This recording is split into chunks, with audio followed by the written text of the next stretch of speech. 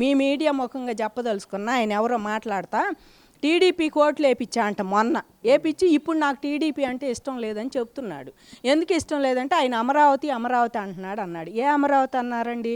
ఇవాళ మీ కియా వస్తే అది అమరావతిలో రాలా, కియా రాయలసీమలో వచ్చింది. శ్రీ సిటీ వస్తే రాయలసీమలో వచ్చింది. మీకు ఎయిర్పోర్ట్ ఒరుకల్ది వచ్చింది, మీకు సోలార్ పార్క్ వచ్చింది, మీకు ఎన్ని వచ్చినాయి అండి. ఇంకా మీకు ఇవాళ కొత్తగా ఎల్జీ వాళ్ళది స్టార్ట్ చేయబోతున్నారు. మీకు అక్కడ శ్రీ సిటీలో ఎల్జీ వాళ్ళు వచ్చి స్టార్ట్ చేస్తున్నారు రాయలసీమలో. మొత్తం మీకు చాలా పెట్టారు బాబు గారు రాజధాని వచ్చాక 15 నుంచి 19 లోపు. ఇక్కడ పెట్టింది ఏముండే అండి అమరావతి. అటు వచ్చి నేను ఎవరు గొడవ చేయలేదే. మీరు అమరావతి అమరావతి అంటున్నా అంటే అమరావతి నేను ఎందుకు అంటున్నా అంటే ఇక్కడ పొలాలు అమ్మి ఆయన రేపు బాకీలు తెచ్చాలి. అమరావతిలో కోట్లు బలుకుతున్నాయి అని మీరే చెబుతున్నారు కదా.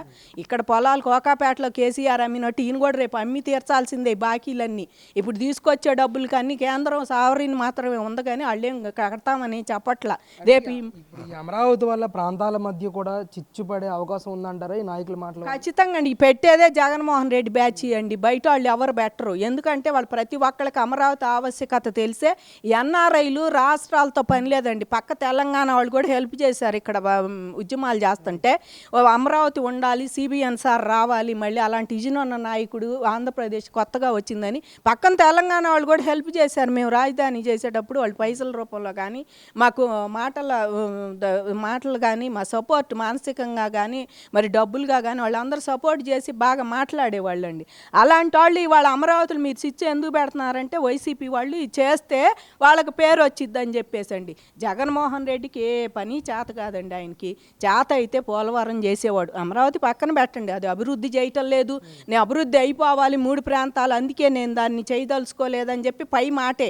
పోలవరం ఎందుకు అభివృద్ధి చేయలే మరి నువ్వు? అది చెయ్యాలి కదా. ఆయనకి మనసుంటే అది 4 రాష్ట్రాల మీదగా పోయే నేషనల్ ప్రాజెక్టు, ఆంధ్రాకి ఎక్కువ బెనిఫిట్ వచ్చే ప్రాజెక్టు, దాన్ని ఎందుకు చేయలే మీరు?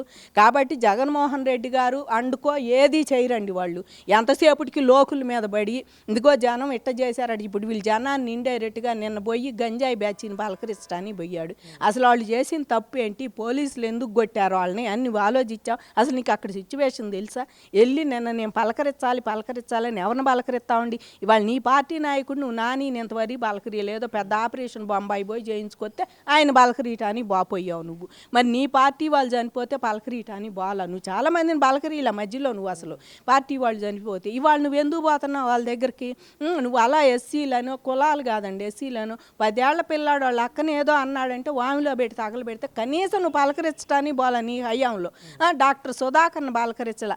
పైపెచ్చు పోలీసులను ఇళ్ళు వాడుకున్నారంటున్నావే, నువ్వే రకంగా వాడుకున్న అమరావతి మహిళల మీదకి ఎగదోలేవు. పోలీసులను కొట్టండి, తిట్టండి, వాళ్ళ చీరలు లాగండి, జడలు లాగండి, మీకెందుకు వాళ్ళని కొట్టండి, కేసులు పెట్టండి, నోరు మూసుకొని ఇంట్లో కూర్చుంటారు మహిళలు కనుక అనుకున్నావు. కానీ అది మా జీవన మరణ సమస్య. పొలాలు ఇచ్చాం కనుక మేము తగ్గేది లేదని మేము వచ్చి పోరాడాం. అంతేగాని మా మగాళ్ళ మీద మీరు ఈ రకంగా కేసులు పెట్టి వాళ్ళని 10-15 రోజులు జైల్లో రిమాండ్లో పెట్టారు కనుక మేము అందరం ముందుండి పోరాడాల్సి వచ్చింది. లేకపోతే మా వెనక మా మగాళ్ళు లేని మేము ఏడికి రామండి. ఎప్పుడైనా మా వెనక మా మగాళ్ళు ఉంటేనే మేము బయటకు వస్తున్నాం, ఏదైనా చేస్తున్నాము. ఎక్కడైనా సరే ఇవాళ మీరు అన్నట్టు ఇవాళ నీకు లిక్కర్ స్కామ్ గజగజలు ఆడిపోతున్నావు. నువ్వు ఏదైనా సరే లిక్కర్ స్కామ్ వచ్చేసింది నీ మీదకి. ఈడీ పాత కేసులు తీసేయండి, 42,000 కోట్లు ఈడీ అటాచ్ చేస్తే నీకు అసలు సుయ్యసయం చేయడం గుట్టినట్టు లేదు. ఇవాళ గాలి జనార్దన్ రెడ్డికి ఎప్పుడైతే జైల్లో కేసు పడి ఆయన జైల్లో పెట్టారో నీకు అప్పటి నుంచి తెలిసిపోతుంది నాది అంతేనని చెప్పేసి. ఇవాళ బంగారు సింహాసనాలు బంగారు కుర్చీలు చేయించుకొని నేను రాజాది రాజునని చెప్పి ఎర్రవి కర్ణాటకలో నిన్ను తద్దినం చేసింది మోడీ దగ్గర తీసుకొచ్చి ఆయన కాదు మాకు చేసి నువ్వు మా నెత్తిని కూర్చొని ఆంధ్రప్రదేశ్ని అడుగంటేటోటి చేసావు. ఎవరైనా ఒక రాష్ట్రానికి ఏదైనా తీసుకురావాలనుకుంటారు. నువ్వు రాష్ట్రంలో ఎక్కడికైనా ఒక దావోసు పోతే ఏమైనా మాట్లాడగలిగావా? పక్క రాష్ట్రం కేటీఆర్ పోయి కొన్ని ప్రాజెక్టులు తెచ్చుకున్నాడు అప్పట్లో.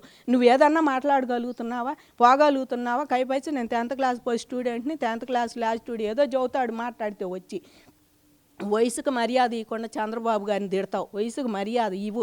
రాజ్యాంగం అంటే గౌరవం లేదు, ప్రతిపక్షం అంటే నీకు స్నేహం లేదు. వాళ్ళు స్నేహపూరితమైన వాతావరణం చేయాలి, అంతేగాని రాజకీయం నువ్వు చేసిందా రాజకీయం అంటారా? వాళ్ళు రాజకీయాలు అంతవరకు చేసేయాలో అంతవరకు చేస్తేనే నీకు రాజకీయంగా మనుగడ ఉండేది. మితిమించి రాక్షస రాజకీయం చేస్తే ఇవాళ జగన్మోహన్ రెడ్డి గతి ఏందో ఏ రాజకీయ నాయకుడికైనా అదే గతి పట్టిద్దండి.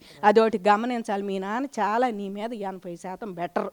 ఇప్పటికైనా రాజశేఖర్ రెడ్డి గారు రకంగా రైతులకు కానీ ఏదైనా ఏదైనా ఉచిత కరెంటు కాంగ్రెస్ హయాంలో ఇచ్చాడు. నువ్వు అసలు ఏదీ లేదు ఇప్పుడు. ఇంకా పైపెచ్చి ఏం రుద్దుదామా జనాన్ని ఇంకా అడుగంటి నేను ఇచ్చే నువ్వు 14,00,000 కోట్లు అప్పు తెచ్చి సంక్షేమానికి 3,00,000 కోట్లు ఖర్చు పెట్టావు. ఎంత డిఫరెన్స్? మిగిలిన డబ్బులు ఏం చేసావు నువ్వు? ఇవన్నీ ఆలోచించుకొనే జనం నిన్ను తీసుకెళ్ళి కూర్చోబెట్టారు. సంక్షేమ పథకాలు కాదు, మన పిల్లలకి ఉద్యోగాలు వస్తాయా లేకపోతే మనకి ఏమైనా పనులు వస్తాయా అవి ఆలోచించితే ఆంధ్రప్రదేశ్ ప్రజలు ఇప్పటికైనా బయటపడతారండి. అది బెటర్గా ఆలోచించమని నేను మనసు. ఎందుకంటే మేమైనా పనులు చేసుకోవాలి, ఉద్యోగాలు చేసుకోవాలి. ఎవరో ఇచ్చే సంక్షేమ పథకాలు మళ్ళీ బొచ్చ ఛార్జీల రూపంలో కరెంటు బిల్లుల రూపంలో కట్టలేసేస్తున్నాము. అదొకటి ఆలోచించుకోమని వాళ్ళ జనానికి చెబుతున్నాం. ఈ నెన్నుపోటు దినోత్సవం కాదు, ఈ పాడి దినోత్సవం కాదు. ఇంట్లో కూర్చొని నీ కేసులు నువ్వు చేసుకు. ఇప్పుడు ఆ ఈడీ జప్తు చేస్తుంది అంటున్నారు, ఎంతో 700 చిల్లర కోట్లు. అదేదో చూసుకొని బెంగళూరు టు ఢిల్లీ పోతే బాగుంటుంది అనుకుంటున్నాం.